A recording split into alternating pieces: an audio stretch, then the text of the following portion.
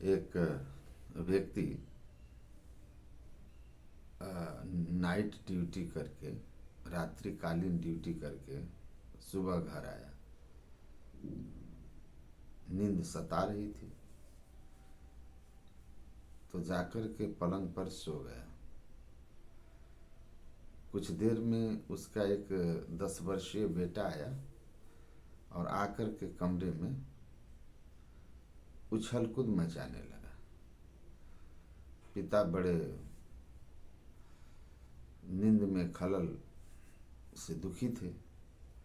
उन्होंने अपनी शांति के लिए अपने पर्स से 10 रुपये निकाल करके पुत्र को दिया और कहा कि जाओ दुकान में कुछ खरीद लेना। और उन्हें लगा कि जा करके बिस्कुट टॉफ़ी कुछ ले लेगा, खाने लगेगा और वह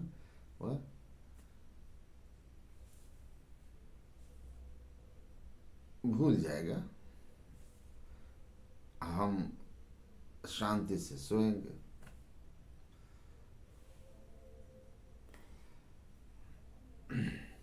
तभी बेटा गया दुकान। पिताजी आराम करने लगे बड़े प्रसन्न होकर के, लेकिन बेटा भी वैसा ही था। वह चॉकलेट टॉफ़ी लेने की जगह एक 10 रुपये का छोटा सा भोंपू खरीद लिया और आकर के अपने पिता के कान के पास उसको जोर जोर से बजाना शुरू किया। पिताजी और बेचैन हो गए। पैसे देकर शांति खरीदने चले थे और अशांति में फंस गए। अब क्या करें, क्या उपाय करें? तो पुनः उन्होंने एक तरकीब निकाला और देखा कि उनके टेबल पे अखबार के एक पन्ने में एक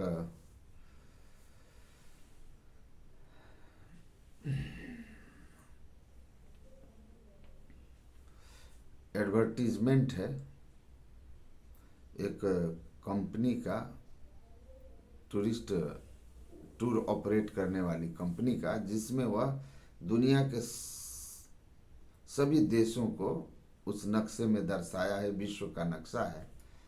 और वो उसमें लिखा था कि हमारी पहुंच दुनिया के हर देश में है, आपको जहां भी घूमना हो आप संपर्क करें। पिताजी को जच गया। उन्होंने तुरंत उस अखबार के पन्ने को कई टुकड़े किया और अपने बेटे को देते हुए कहा, बेटा इस नक्शे को तुम अगर रीअरेंज कर दो फिर से तो मैं तुमको 50 रुपया दूंगा। उनको लगा कि दुनिया के नक्शे में ऐसे बहुत से देश है जिनके तो हम भी नाम नहीं जानते, तो ये कहाँ से जानेगा कि कौन सा देश किसके बगल में है। ऐसे ऐसे साउथ अफ्रीका और आदि देशों,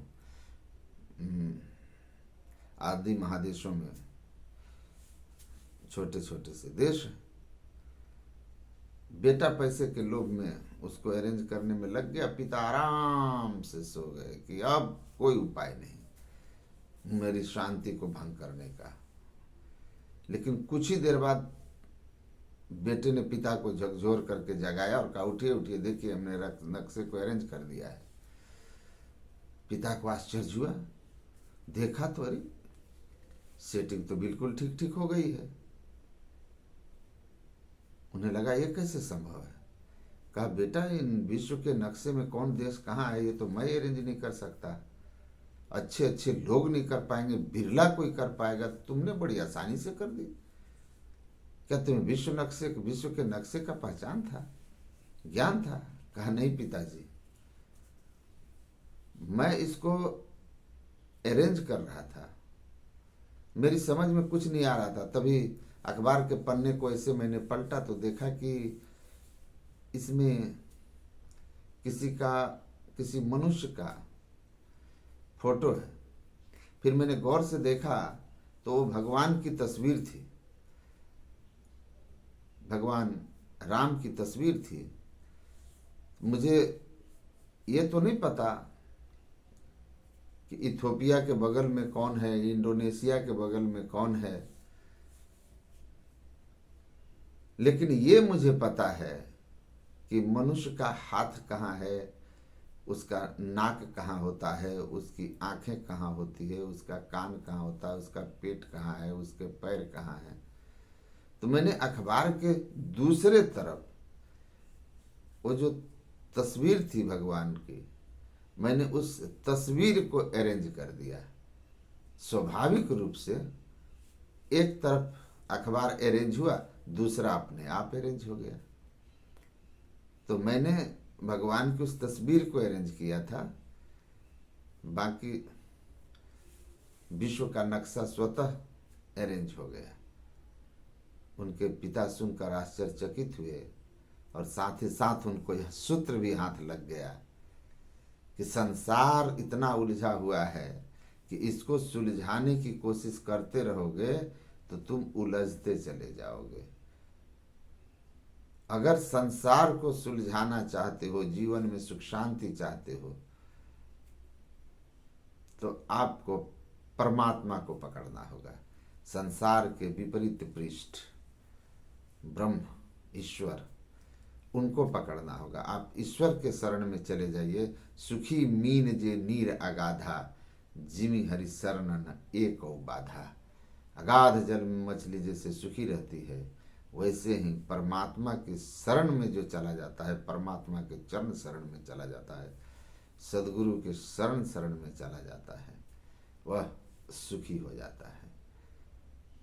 उस पिता को जीवन का, सुखी जीवन का सूत्र मिल गया। और यही सच में सुखी जीवन का सूत्र है। संसार को सुलझाते सुलझाते आप दुनिया से चले जाओगे, लेकिन सुलझा नहीं पाओगे।